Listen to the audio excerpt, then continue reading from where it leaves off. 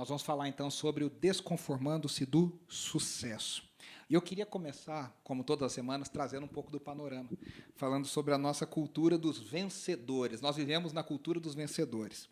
Se você olhar a lista dos livros mais vendidos no Brasil, e eu olhei a lista do ano de 2019, 2020, 2021, e, na verdade, dizem os especialistas que desde o começo dos anos 2000, dos 20 livros mais vendidos no Brasil em 2021, a gente tem 11 livros de autoajuda.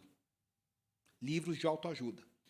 É um mercado enorme, esse mercado editorial de autoajuda. Alguns eu não posso nem falar o nome aqui, né, porque agora está nessa moda de palavrão no nome dos livros. Né? Começou com esse laranjinha aqui, e aí teve um brasileiro que fez, e agora está uma moda de um monte de livro, uma série de livros com esses nomes com palavrão. Mas a ideia deles, então, a gente tem aqui, né? A Mente Milionária, a gente tem Pai Rico, Pai Pobre, a gente tem O Poder da Autorresponsabilidade, do Paulo Vieira, o guru dos coaches no Brasil. A gente tem O Poder do Hábito, né, que se tornou um best-seller também, e tantos outros que fazem parte dessa cultura da autoajuda. Se você vai numa livraria, nas poucas que ainda restam, que é uma delícia passear e ver e olhar, você vai ver um monte de livro de autoajuda em destaque. Sinal que vende e vende muito. E vende muito. E desde os anos 2000, esse filão tem só crescido, crescido, crescido. No meio da pandemia, a preocupação, né, primeiro, as editoras já têm enfrentado muitas lutas, o mercado editorial já está com muita dificuldade em várias questões, o livro impresso, o livro Kindle, o livro digital e tal, mas esse mercado, a pandemia veio, as vendas aumentaram, porque mais gente quebrada, mais gente querendo soluções rápidas, e que eu leio o livro e vou achar eu quero ter essa mente milionária, eu quero ser o cara, né? Então eu vou ler esse livro aqui e vou ganhar esse segredo. E é interessante que teve uma jornalista, essa jornalista ela é doutora e PhD em comunicação, ela é pós-doutora em comunicação e cultura, ela se chama Maica Castellano.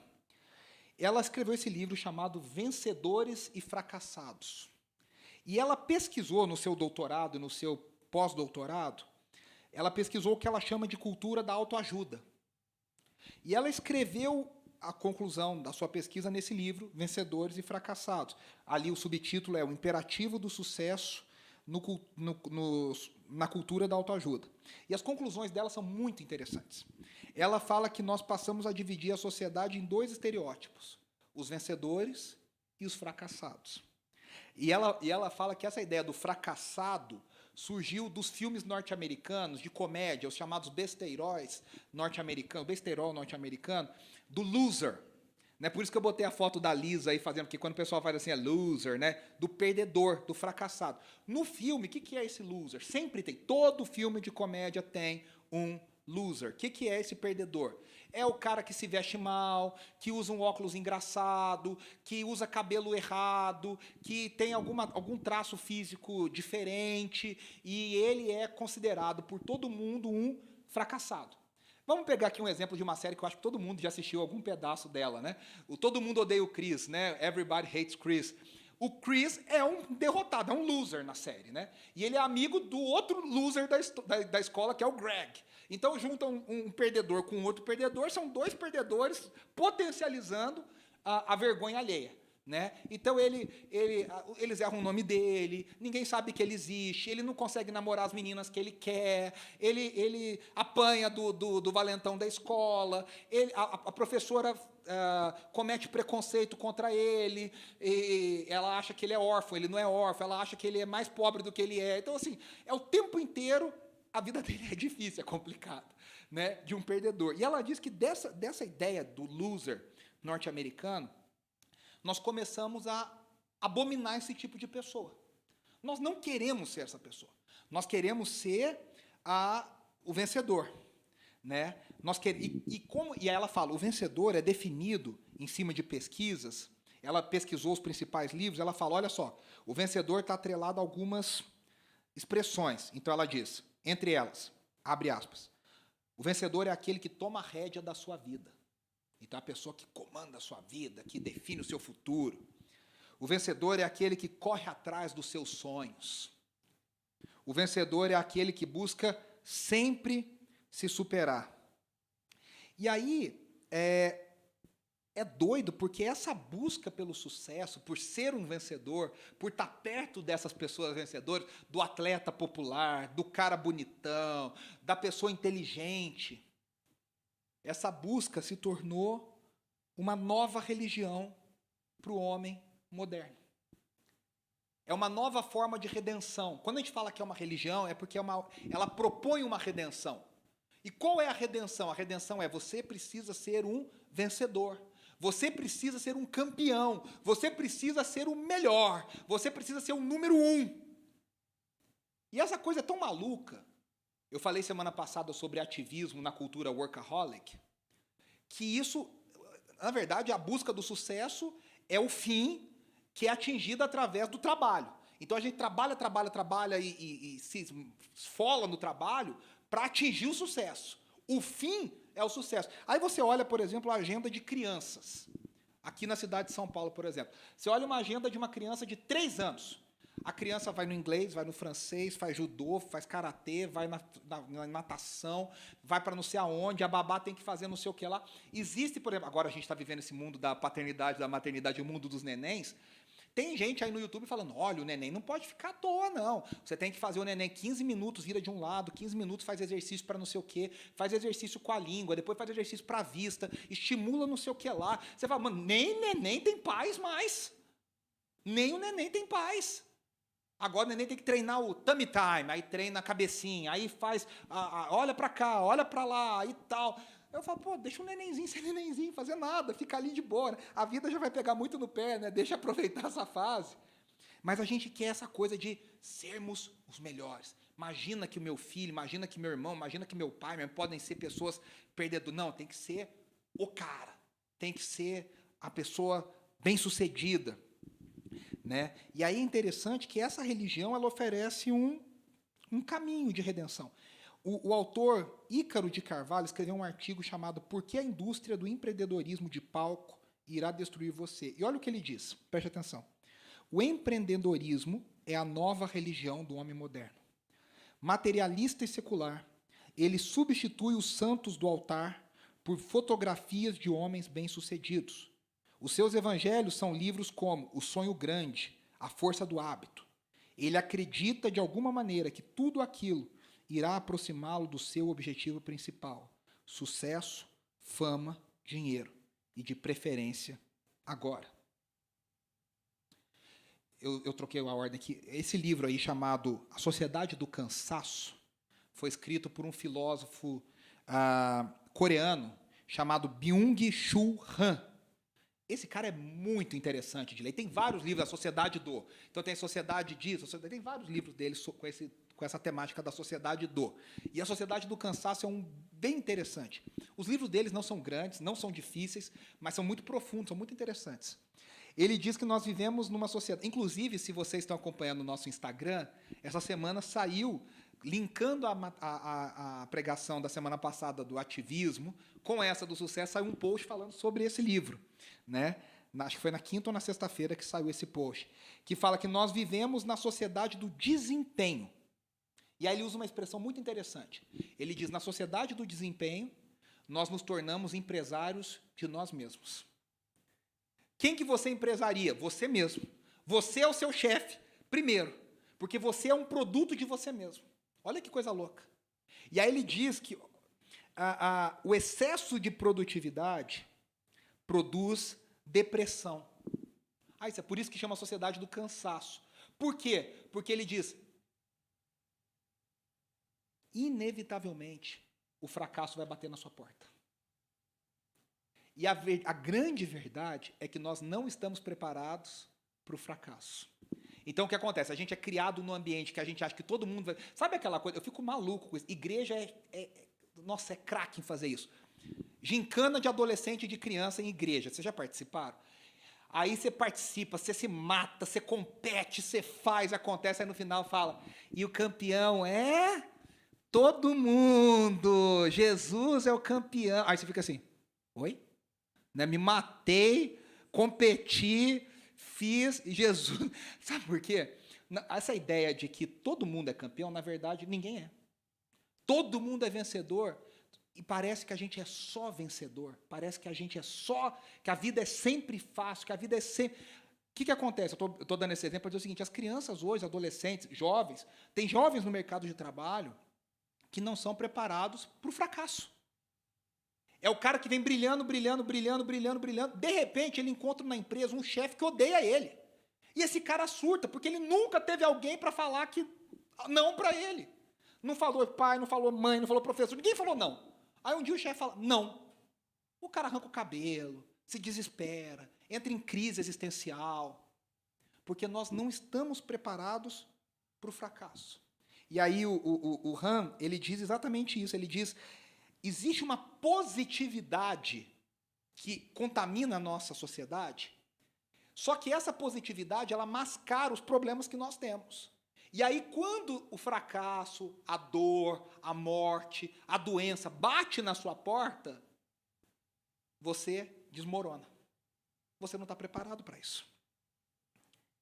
Ele diz assim, o paradoxo é que a sociedade que prega um poder ilimitado do indivíduo e que propaga um excesso de positividade tem produzido pessoas quebradas e fracassadas como nunca. É muito estranho isso, né? Porque talvez antigamente as pessoas... Primeiro, né, a expectativa de vida era pior, mais baixa. A vida era muito mais difícil, em muitos aspectos. Né? As pessoas já nasciam meio que preparadas para fracassar. A gente não tinha essa coisa de querer brilhar, de querer ser estrela, de querer ser o... Você queria viver a sua vida bem, com a sua família, construir a sua carreira, ter... E é engraçado que as pessoas com expectativas mais baixas eram mais felizes. E as pessoas hoje são treinadas a ter tanta expectativa que a gente vive o tempo inteiro insatisfeito. O tempo inteiro a gente está... Eu sempre falo isso, pessoalmente eu falo isso lá em casa, quando a gente sempre conversa isso. Se eu perguntar aqui, quem se acha rico? Ninguém vai levantar a mão. Quem se acha bem-sucedido? Ninguém vai levantar a mão. Porque a gente talvez tenha em mira alguém muito mais rico, muito mais bem-sucedido. Só que a gente perde de vista, por exemplo, na população brasileira, como nós fazemos parte de uma minoria da minoria da minoria. De como a imensa maioria da população brasileira é uma população carente, miserável, até infelizmente miserável.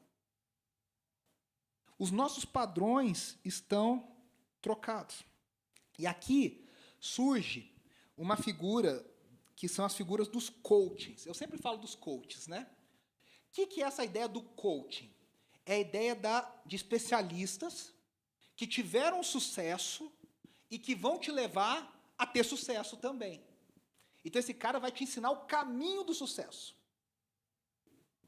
Então, aí tem a linguagem do coach, tem a linguagem do marketing digital. Então, você fala no Instagram, por exemplo, você tem que ter autoridade, você tem que mostrar o que você fez, você tem que fazer isso e aquilo. É a linguagem desse nicho. O grande problema é que a gente vai perceber, os coaches, eles geram pessoas mais desiludidas com sucesso do que... Olha só, esse que está na foto é um pastor jovem, escritor lá do Nordeste, lá do Ceará, chamado Pedro Pamplona. E ele escreveu, junto com Iago Martins, esse livro chamado Você é o Ponto Fraco de Deus. E outras mentiras da teologia do coach. Essa frase foi dita por um pregador coach. Você é o ponto fraco do coração de Deus. E aí é o nome do livro. E aí, então, você é o ponto fraco do coração de Deus e outras mentiras da teologia do coach. E olha que o Pedro ele vai fazendo uma leitura, e olha o que ele diz. Ele diz coisas muito interessantes. Ele diz assim, o coaching aparece como uma solução milagrosa para um problema que ele mesmo ajudou a criar. O que acontece? Eu faço você se sentir fracassado, e aí eu apareço e falo, não seja mais um fracassado, compre o meu curso, faça a minha mentoria, viva o estilo de vida que eu vivo. Mas você não estava se sentindo fracassado, até a pessoa começar a martelar na tua cabeça. Você ganha 100 mil por mês? Você anda de carro importado? Você vai na Oscar Freire fazer compra? Você janta nos restaurantes mais chiques? Você vai num resort 5 vezes, 7 vezes por ano? Puxa, então tem alguma coisa errada. Aí você começa a falar, eu acho que eu não vou. Você nem sabia que o resort existia, mas agora você já está triste que você não vai. Você nem sabia que a comida lá era boa, mas agora você quer comer aquela comida. Então, aí ele fala assim, ó, o Pedro, o coaching tem sido o veneno que adoece a alma, ao mesmo tempo um remédio que promete a cura.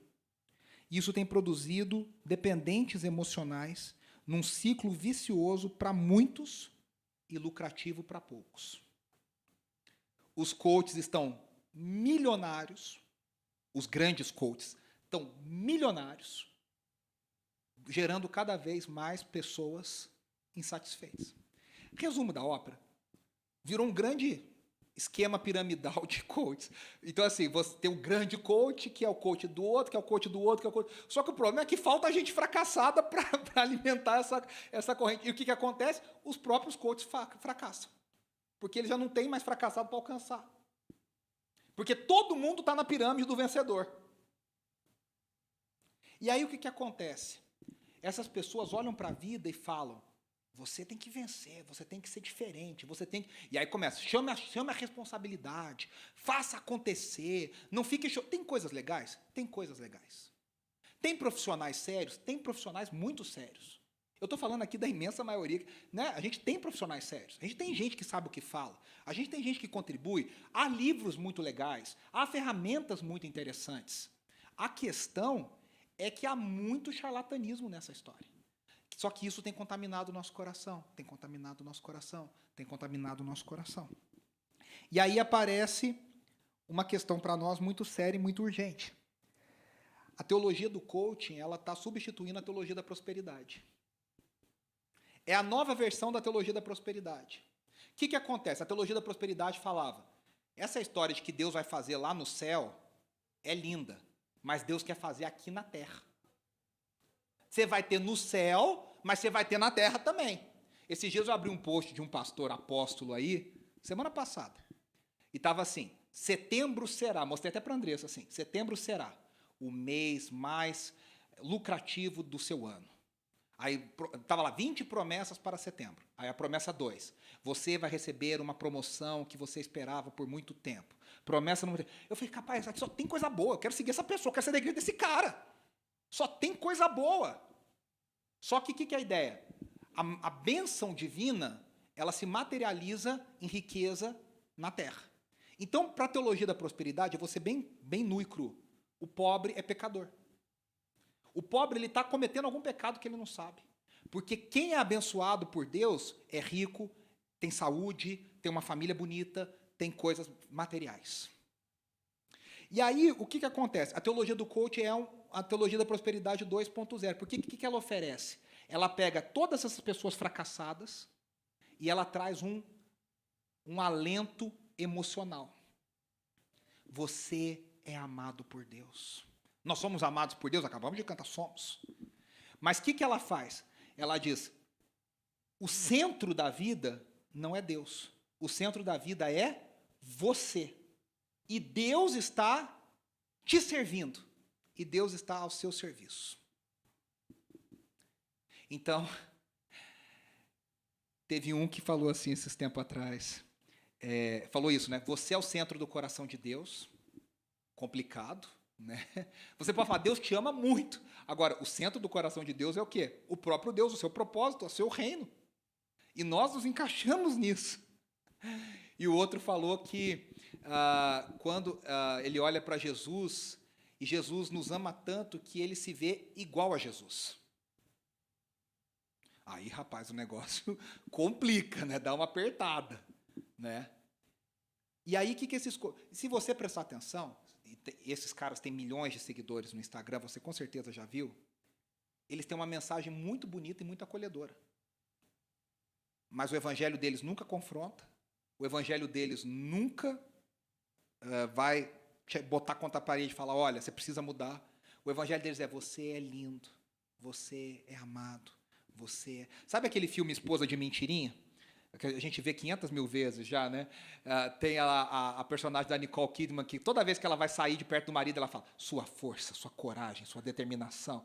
Né? O pregador coach é esse cara que está sempre ali te adulando. Ele está sempre te elogiando, ele está sempre te colocando para cima. Você está para baixo, e é isso que acontece. As pessoas estão... Olha como vira um ciclo. A pessoa está para baixo, a pessoa está destruída, a sociedade sugou a energia dela, ela fala, eu vou vencer, só que não vence. Porque não é que não vence, é porque esses padrões são inatingíveis. E aí você começa a ficar deprê, aí você fala, preciso de uma palavra de Deus de ânimo. Aí vem a pessoa e fala, você é lindo, você é maravilhoso, você é especial, Deus te ama, Deus te quer, Deus quer estar perto de você. Aí você fala, pronto. Só que esse evangelho adoece. Esse evangelho coloca a gente para baixo. E aí eu queria que a gente refletisse como que a Bíblia define sucesso. Antes, eu só quero ler aqui mais uma mensagem. Eu até botei aqui, antes da gente entrar no texto bíblico, eu botei assim, a teologia do coach pode ser chamada também de teologia lua de cristal. Vocês lembram do filme Lua de Cristal da Xuxa? Tem uma frase lá, tudo que eu quiser, o cara lá de cima vai me dar. É isso que muita gente, muito crente crê nisso. Tudo que eu quiser, o cara lá de cima está me dando. Tem gente que acha que Deus é isso. Né? O Pedro termina dizendo assim, do que eu anotei dele. A teologia do coaching pode ser tratada como uma forma de abordar os ouvintes.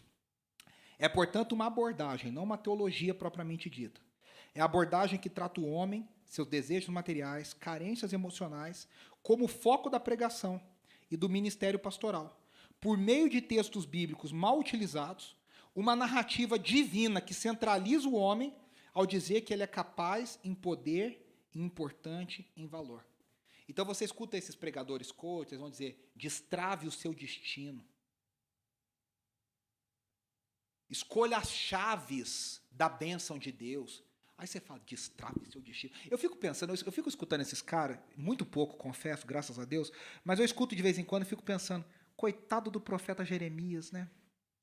Morreu sozinho, ninguém nunca escutou o que ele falou, foi pancado, falou, foi chamado de mentiroso, ficou sozinho lá em Jerusalém, morreu sem ninguém se converter. Acho que um pregador coach olhar para Jeremias e falar, coitado, esse é um loser, esse é um perdedor, esse é um cara que falhou, né, diante dos padrões dessas pessoas. E aí eu queria que a gente pensasse como que a Bíblia define sucesso, o que Jesus ensina sobre sucesso. E aí nós vamos olhar para o texto de Filipenses, capítulo 3. Antes eu só queria fazer uma pequena introdução a Filipenses. Filipenses é uma das cartas de Paulo, chamadas cartas da prisão. Ou seja, Paulo escreveu enquanto estava preso. E aí há uma questão de onde Paulo estava preso. Alguns dizem, Paulo está preso em Roma. Alguns dizem, Paulo estava preso em Cesareia. E há outros, a maior parte dos especialistas, dos comentaristas e biblistas entendem que Paulo estava preso em Éfeso, nessa época. O fato é que Paulo escreve isso de uma prisão. E a prisão no mundo romano, ela era muito diferente da prisão que nós temos hoje. Primeiro que a pessoa não cumpria uma pena na prisão, ela esperava o julgamento na prisão. E depois, ou ela era condenada à morte, ela era condenada a trabalhos forçados, ela era condenada a outras coisas. A prisão era para esperar o julgamento. E aí tinham prisões que eram quase como uma tutela. A pessoa ficava numa casa, com um soldado por perto, mas não era bem uma prisão. E tinha uma outra prisão, que provavelmente era a que Paulo estava, que era um buraco, escuro, úmido, que a pessoa era atacada lá dentro, ficava um guarda na porta, várias pessoas eram atacadas juntas, sem higiene, sem nada. E o Império Romano não dava nem comida para essas pessoas. Então, os familiares ou os amigos eram responsáveis por trazer recursos para essa pessoa, pelo menos, sobreviver, enquanto aguardava o seu julgamento. Muito provavelmente era Paulo estava num lugar desse, escuro, úmido, onde os presos todos faziam suas necessidades ali naquele local. Então, era um lugar desse que Paulo está. E Paulo escreve Filipenses num lugar como esse, que é chamada de a Carta da Alegria. Aí você já vê que Paulo tem alguma coisa para nos mostrar. A primeira visita de Paulo a Filipos foi narrada em Atos 16. Depois você chega em casa e lê Atos 16. Conta da conversão de Lídia. E a partir da conversão de Lídia, começa uma igreja em Filipos. Paulo não queria ir para Filipos. Paulo queria permanecer na Ásia, mas o Espírito Santo manda ele ir para a Europa. Se você olhar no mapa, é um mapa que está com uma resolução bem ruinzinha, mas aquele ponto roxo é Filipos. Do lado de cá é a Europa, do lado de lá é a Ásia. Filipos fica exatamente entre os dois continentes. Era uma cidade extremamente estratégica e foi a primeira igreja cristã fundada na Europa na história. A primeira igreja da Europa foi a igreja de Filipos. Filipos foi uma cidade fundada por Filipe II da Macedônia, que era pai de nada mais, nada menos que Alexandre Magno. E quando Paulo escreve essa carta para Filipos, para os filipenses, para a igreja de Filipos, ela é uma cidade que recentemente tinha ganhado o status de colônia romana. O que significa isso? Que agora os habitantes daquela cidade têm o status de cidadãos romanos, como se eles morassem em Roma. E aí agora vários soldados estão morando naquela cidade. É uma cidade importante, uma cidade de comércio. Agora é uma cidade que se destacou, virou uma cidade de primeiro mundo, vamos dizer assim. Virou uma cidade de primeiro mundo. Né? E os cidadãos de Filipos, agora, os filipenses, agora eram romanos de primeira classe. E aí o que acontece? A igreja de Filipos sabe que Paulo está preso e Paulo está precisando. O que eles fazem? Eles levantam uma soma de dinheiro e eles mandam essa oferta para Paulo através de uma pessoa, um dos irmãos chamado Epafrodito. Nome bonito, legal, bacana. Eu tentei, mas a Andressa não quis, colocou Nicolas mesmo. Epafrodito leva esse dinheiro para Paulo. Epafrodito fica doente quando ele chega para ver Paulo. Ele quase morre, ele se recupera e ele volta para Filipos com uma carta de Paulo agradecendo a igreja por essa oferta. E essa carta é a carta de Paulo aos filipenses que nós temos nas Escrituras. O Tim Mack, do Bible Project, grande estudioso das Escrituras, diz que essa carta é organizada em torno de um poema que está no capítulo 2, dos versículos 6 a 11. E nós vamos falar. Então ele diz, esse é o centro da carta. E tudo que está na carta está em torno desse poema. Filipenses 2, de 6 a 11. Nós vamos falar dele daqui a pouco. E aí eu queria começar do final. Eu queria ler os últimos 2 versículos dessa perícope que eu vou trabalhar hoje. A gente vai ler o 3, do 4 até o 14. Mas eu quero começar pelo 12, 13 e 14. Olha o que Paulo diz no final desse texto. Ele diz assim, não que eu já tenha obtido tudo isso, ou tenha sido aperfeiçoado, mas prossigo para alcançá-lo, pois para isso também fui alcançado por Cristo Jesus.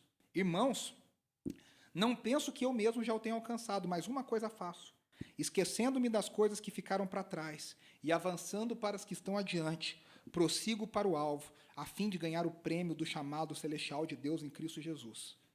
Primeira coisa, quando a gente olha para esse texto, sozinho, sem ler o que veio antes, parece que Paulo está dando razão aos pastores coachings. Parece que Paulo é um pastor coach. Ele está falando, olha só, alcançar um alvo, ganhar um prêmio, esquecer do passado. O cara fala, esquece o seu passado, foca no que você tem que fazer. Você fala, Paulo é um grande pastor coach. O que esses caras fazem é exatamente isso. Eles tiram o texto do contexto, colocam um texto lá tacado e falam, olha, a Bíblia está ensinando isso aqui. Se você olha para isso, parece que Paulo está falando dessa história. Ele usa aqui a figura de uma corrida, de uma maratona, que era muito comum no mundo greco-romano, nas Olimpíadas originais. E a grande pergunta é, será que é isso que Paulo está falando? Será que Paulo está com uma teologia dessa de você pode, você consegue, vai para o alvo, toma a rédea da sua vida? Aí eu quero que a gente volte para o começo do texto e olhe direito o que Paulo está falando. Eu só queria provocar vocês. Ele começa lá no 4b, falando assim, preste atenção, Filipenses 3, 4, parte B. Se alguém pensa que tem razões para confiar na carne, eu ainda mais. Circuncidado no 8º dia de vida, pertencente ao povo de Israel, à tribo de Benjamim, verdadeiro hebreu, quanto à lei, fariseu. Quanto ao zelo, perseguidor da igreja. Quanto à justiça que há na lei, irrepreensível. Mas o que para mim era lucro, passei a considerar perda por causa de Cristo. Mais do que isso, considero tudo como perda, comparado com a suprema grandeza do conhecimento de Cristo Jesus, meu Senhor, por cuja causa perdi todas as coisas. Eu as considero como esterco para poder ganhar a Cristo e ser encontrado nele. Primeira coisa que a gente olha nesse texto. Paulo tem um currículo impressionante. O currículo de Paulo no LinkedIn, Paulo ia brilhar. Nasceu em berço de ouro, a gente diria. Cumpriu a lei com primor, circuncidado como a lei mandava, sangue judeu, pertencente a um grupo nobre da sociedade judaica, os fariseus, mestre da lei. Se ele era fariseu, significa o seguinte: ele sabia toda a lei e todos os profetas de cor. Além disso, ele sabia toda a interpretação das escolas rabínicas. O rabino tal interpreta assim, o rabino tal interpreta assado, o fulano de tal fala assim. Além de saber tudo de cor, ele sabia as escolas. Foi criado, como ele mesmo diz, aos pés de um dos mais importantes mestres do tempo, Gamaliel. Paulo era discípulo direto de Gamaliel. Era aquela escola assim, elitizada, aquela assim, top. Paulo teve uma educação, se fosse nos Estados Unidos, ia falar, ele estudou nas universidades da Ivy League, assim, ele era top. Vale do Silício, assim, o cara, sabe, tá arrebentando. Currículo impressionante. Na cara dele era sucesso, sucesso, sucesso. Cara vitorioso. Aí ele fala, além disso, ele era tão devotado que ele diz, quanto ao zelo, significa que ele entendia que a oposição precisava ser destruída com violência. Então ele era tão devotado que ele diz, eu vou até as últimas consequências, eu crio violência. O que ele fazia? Ele ouviu dizer que havia um grupo que seguia um guru, um rabino nazareno, que o rabino foi crucificado, mas que os discípulos desse cara continuavam falando que esse cara tinha ressuscitado e estavam causando problema. O que ele faz? Vamos destruir esse povo. Então ele começa a viajar pelo império para destruir a igreja de Jesus. Então ele diz, olha todo esse pacote do meu currículo, irrepreensível. Ele é um aluno 10. Sabe o professor Raimundo? Nota 10. Queria ter um filho assim? É isso. Paulo era o filho assim, nota 10. Era um cara que tinha tudo. E além da parte judaica, Paulo era cidadão romano. Não é, eu falo que nos dias de hoje é como se ele tivesse um passaporte europeu. Pode ir para todo lugar, entrar em tudo quanto é lugar. Ele era um cidadão classe A. Só que aconteceu alguma coisa na vida de Paulo que mudou tudo. Porque ele fala, tudo que eu considerava um diferencial para o meu sucesso, aí ele começa a falar, perda, e ele termina falando, tudo isso é esterco. Ele, com toda a parte, tudo isso é cocô, tudo isso é fezes de animal. A palavra é resto de fezes de animal. Lixo. Você fala, o que aconteceu na vida desse cara que ele pegou essa educação de ouro? A família de ouro que ele nasceu. A cidadania romana, que era a coisa mais desejada no mundo antigo. E esse cara está falando que tudo isso é fezes de animal. O que aconteceu na vida desse cara? E aí a gente sabe o que foi essa coisa. Foi um encontro com o Messias, aquele que ele achava que era uma lorota. Ele viu esse Messias ressurreto, vivo, na frente dele, a caminho de Damasco. Ele estava indo para Damasco fazer o quê? Perseguir a igreja, matar cristãos. Ele tem um encontro com esse Messias, o Messias fala para ele, Paulo, por que me persegues? E quando ele tem aquele encontro com esse Messias ressurreto, todas as certezas que Paulo tinha, de repente, caíram. Toda a visão de mundo que ele achava do que era sucesso, do que era brilhar, do que era ser um bom judeu, do que era um bom cidadão romano, de repente, caíram no chão. Paulo ficou completamente perdido. Como eu sempre digo, mais perdido que Adão no dia das mães. Todas as coisas dele tiveram que ser reavaliadas e ressignificadas. Tudo que ele achava, ele não achava mais. Tudo que ele sabia, já não sabe mais. Paulo entra num bug. Deu tela azul, como a gente fala. Travou. E quando a gente lê em Atos, isso parece que Paulo num dia encontrou Jesus, no outro foi pregar o evangelho. A coisa não foi assim. Quando a gente lê Gálatas, a gente vê que Paulo ficou 7 anos sozinho no deserto, na Arábia, para tentar entender o que esse Messias significa. Messias significa ungido, o escolhido. O que esse escolhido significa para Israel, na história de Israel? E aí eu sei que era uma coisa... Olha o processo que ele fala. O que era lucro, eu comecei a considerar como perda por causa de Cristo. Aí depois ele diz, considero tudo como perda, quando eu comparo com a grandeza do conhecimento de Cristo. Aí depois ele diz, perdi todas as coisas e as considero como esterco, para poder ganhar a Cristo. Só que agora preste atenção, esse Cristo, você fala, mano, um cara, para deixar Paulo de queixo caído, o currículo desse Messias tem que ser um negócio inacreditável, de outro mundo. Aí olha o currículo do Messias. Nascido numa família humilde, no lugar desprezado, dentro de Israel, não é desprezado no Império Romano, não. Dentro de Israel já era desprezado. Era o Ó do Borogodó. Nazaré. Na Galileia. Tipo, a Galileia já era desprezada, aí ele nasceu numa cidadezinha desprezada dentro da Galileia. Ele tinha como discípulos homens completamente fracassados. Você fala, quem tá bom? Quem que é a turma que ele lidera? Só gente da pior qualidade. Entre eles, um coletor de impostos que era desprezado na sociedade judaica, pescadores, bem mais ou menos, e para piorar, esse homem era cercado de mulheres, que naquela época era assim, um atestado de incompetência e de irrelevância na sociedade da época. A palavra da mulher não valia nada, a mulher não tinha valor nenhum na sociedade. Esse cara era cercado de mulheres. O ministério dele era sustentado por mulheres. Ele dava voz e atenção para mulheres. A pessoa fala que esse cara, esse rabino está bem estranho. E para piorar, foi preso e derrotado pelos fariseus, o grupo de Paulo, e foi morto da forma mais vergonhosa existente, no lugar mais esquecido do mundo. Esse era o currículo do cara que apareceu para Paulo. E que fez Paulo, um cara com currículo brilhante, reavaliar tudo. A grande pergunta é como que um homem com o currículo de Paulo mudou toda a sua vida por causa do encontro com um homem com o currículo de Jesus. E sabe qual que é a única resposta possível?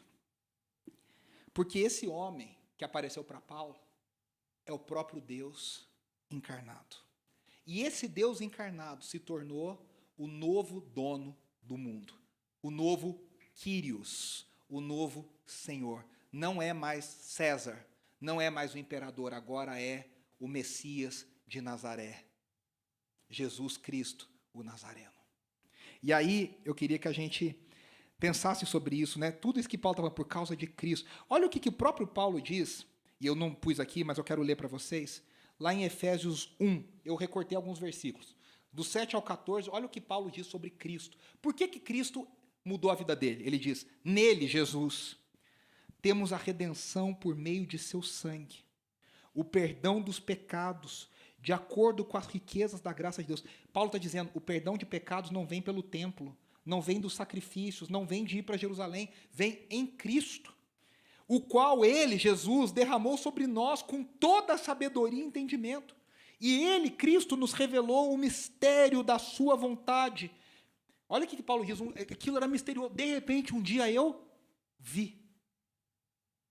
De acordo com seu bom propósito que ele estabeleceu em Cristo. Isto é, olha, preste atenção nisso.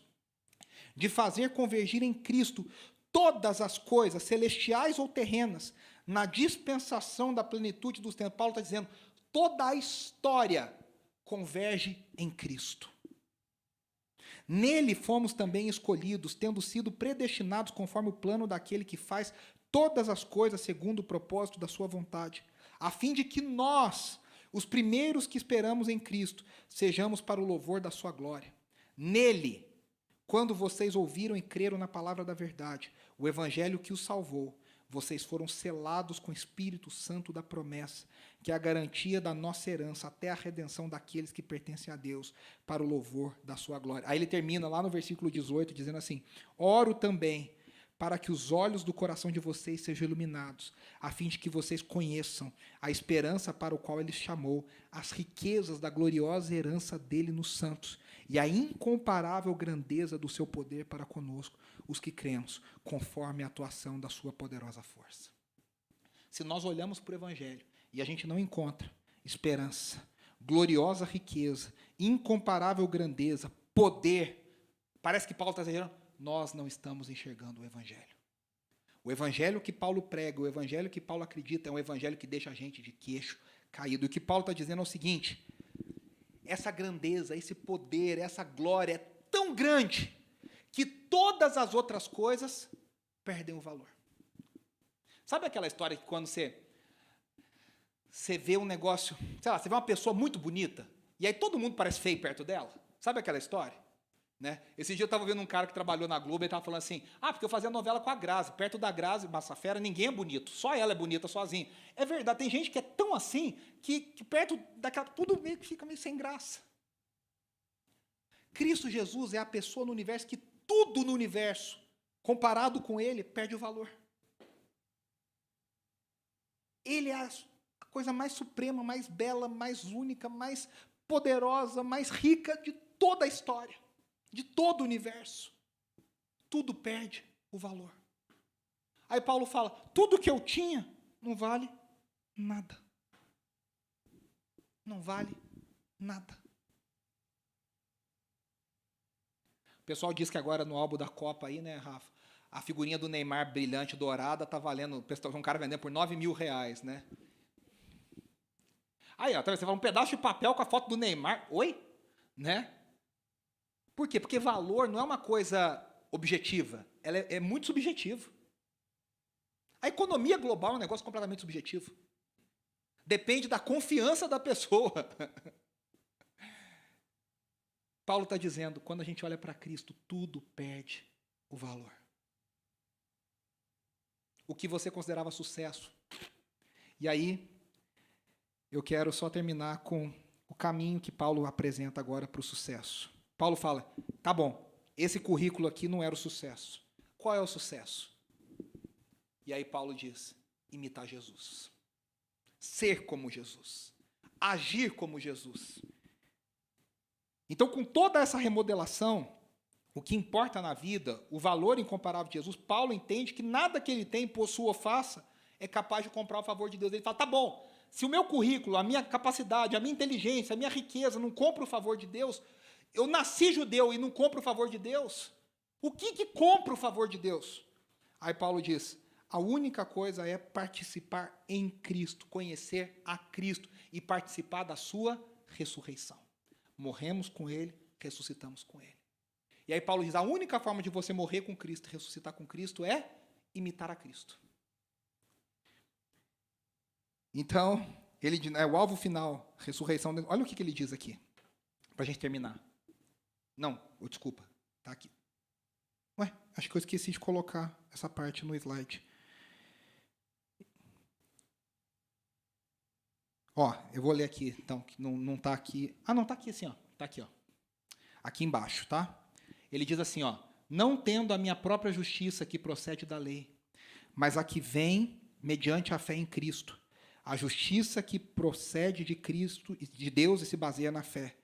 Olha o que ele diz, quero conhecer a Cristo, ao poder da sua ressurreição e a participação em seus sofrimentos, tornando-me como ele em sua morte, para, de alguma forma, alcançar a ressurreição dentre os mortos. O evangelho que nós vivemos, ela é loucura para o mundo. Por isso que Paulo fala, as coisas do Espírito são loucura para o mundo. A gente está dizendo, você pega o que todo mundo no mundo de Paulo queria ter, e Paulo está dizendo, eu vou jogar tudo isso fora, e eu vou participar do sofrimento, da morte. Nós cantamos, pela cruz para a cruz eu vou. Quem que canta uma coisa maluca dessa? Nós estamos dizendo, eu quero sofrer com Cristo, eu quero morrer com Cristo. E a gente canta com a boca cheia, achando a coisa mais linda. Por quê? Porque o evangelho é loucura. E aí Paulo diz, a única forma de nós termos sucesso no evangelho é seguindo o exemplo de Jesus. E aí eu quero encerrar com isso aqui. Esse é o poema. Esse é o resumo do evangelho. Filipenses 2, do 5 ao 11, Paulo diz, seja a atitude de vocês a mesma de Cristo Jesus, que, embora sendo Deus, não considerou que o ser igual a Deus era algo a que devia apegar-se, mas esvaziou-se a si mesmo, vindo a ser servo, tornando-se semelhante aos homens. E sendo encontrado em forma humana, humilhou-se a si mesmo e foi obediente até a morte, morte de cruz. Por isso Deus o exaltou à mais alta posição e lhe deu o nome que está acima de todo nome, para que ao nome de Jesus se dobre todo o joelho, no céu, na terra e debaixo da terra, e toda língua confesse que Jesus Cristo é o Senhor, para a glória de Deus Pai. Qual é o exemplo de Jesus? Não se apegar ao que é. Você não pode ficar grudado com as tuas coisas, com as tuas conquistas. Mas eu tenho um sobrenome, eu tenho herança, eu tenho currículo. Não se apegue. Exemplo de Jesus. Jesus era Deus e ele não se apegou a isso. Ele se esvaziou, segundo o exemplo para a gente, caminho do esvaziamento. O mundo fala, se encha, se encha, se enche. O Evangelho fala, se esvazie, se esvazie, se esvazie. Tornar-se servo. Lembra o que Jesus disse? O caminho para o reino de Deus, o maior, seja o menor. Humilhar-se. Obedecer até diante dos maiores sofrimentos. E, para terminar, coroando uma morte. Esse é o caminho do Evangelho. Vazio, servidão, humilhação, obediência, morte. E aí Paulo pega esse combo e fala, esse é o caminho para o sucesso.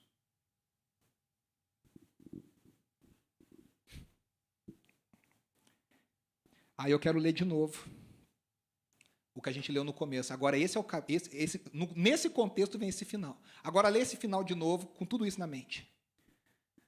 Não que eu já tenha obtido tudo isso. Tudo isso o quê? Nada terreno. A herança de Cristo. Ou tenha sido aperfeiçoado. Ele fala, eu não sou perfeito ainda. Eu prossigo para alcançá-lo, pois para isso também fui alcançado por Cristo. Irmãos, não penso que eu mesmo já o tenha alcançado. Alcançado o quê? Perseguição, escravidão, morte, quebrantamento. Mas uma coisa faço, esquecendo-me das coisas boas que eu tinha, que ficaram para trás. E avançando para as que estão adiante. Diante dele só tem morte, perseguição. Lembre-se, Paulo morreu perseguido pelo Império Romano. Paulo viveu sua vida preso. Paulo foi apedrejado. Paulo foi chicoteado. Paulo passou fome. Paulo sofreu naufrágio. Ele está dizendo, esquecendo-me das coisas que ficaram para trás. Eu olho para as que estão adiante. Prossigo para o alvo. Qual é o alvo? Ser igual a Jesus. A fim de ganhar o prêmio do chamado celestial de Deus em Cristo Jesus. Apocalipse fala qual que é esse prêmio. Sabe qual que é esse prêmio? Quem recebe primeiro esse prêmio? Aqueles que foram decapitados por amor ao Evangelho. Aqueles que foram perseguidos por amor ao Evangelho. Esses são os que são recebidos primeiro diante do Cordeiro de Deus. Esses são os que encontraram o caminho do sucesso. Feche os seus olhos, eu queria chamar o pessoal da música aqui, nós vamos cantar só uma canção para terminar. Entregue a sua vida para o Senhor. Peça, Senhor, eu não quero ter sucesso de acordo com esse mundo. Eu não quero que o meu currículo tenha destaque no LinkedIn. Eu não quero brilhar para sair na Forbes. Eu quero que o meu nome seja conhecido nos céus. Eu quero trilhar o caminho que Jesus trilhou, de se esvaziar, de morrer, de abrir mão.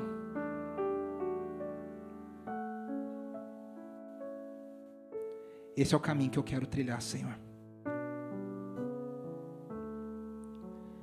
Exaltado,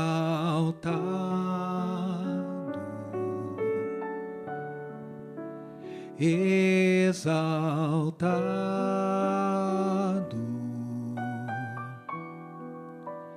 exaltado,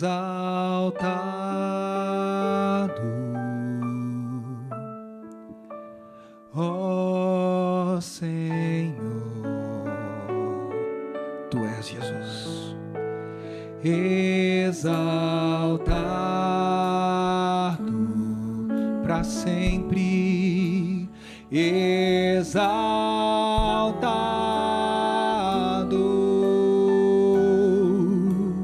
exaltado,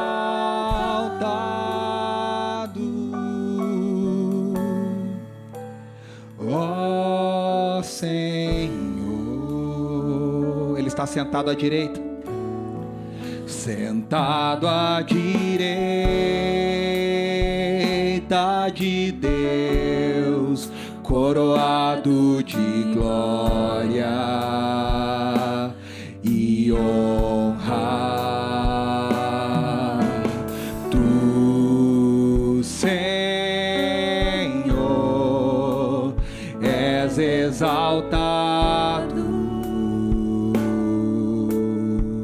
o Todo-Poderoso Criador se esvaziou e morreu por mim numa cruz.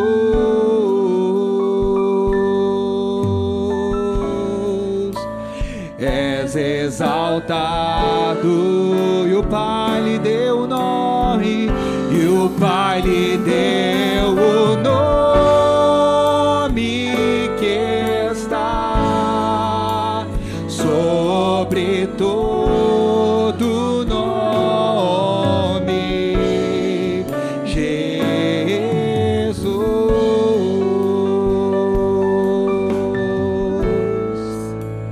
És exaltado, nós te adoramos. Exaltado, tu és Jesus, exaltado,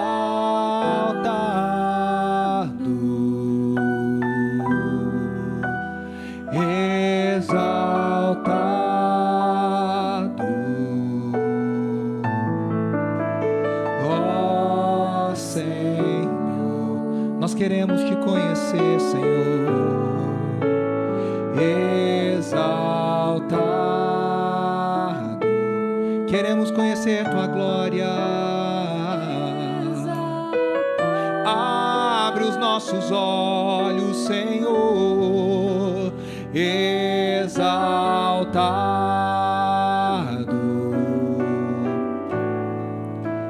ó Senhor. Isaías 53 conta o caminho do sucesso do Messias. Moído por minhas transgressões, ferido por minhas maldições, tu, Senhor, és exaltado. Levou sobre si a minha dor, o castigo que me traz a paz estava sobre ti.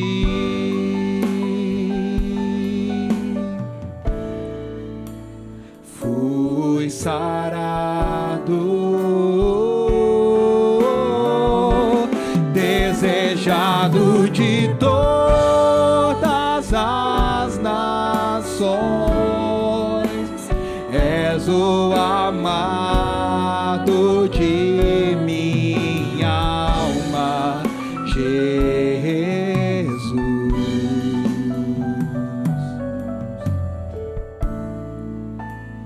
És exaltado. Ensina-nos, Senhor. Ensina-nos, exaltar.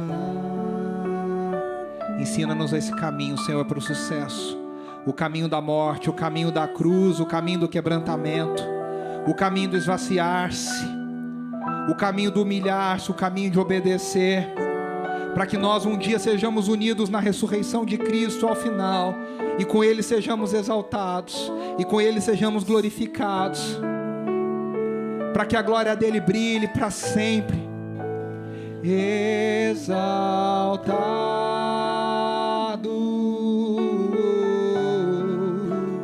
exaltado,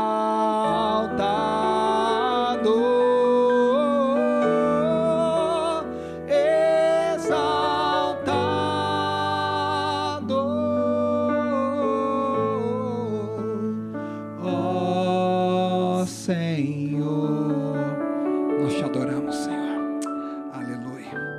Eu quero encerrar essa celebração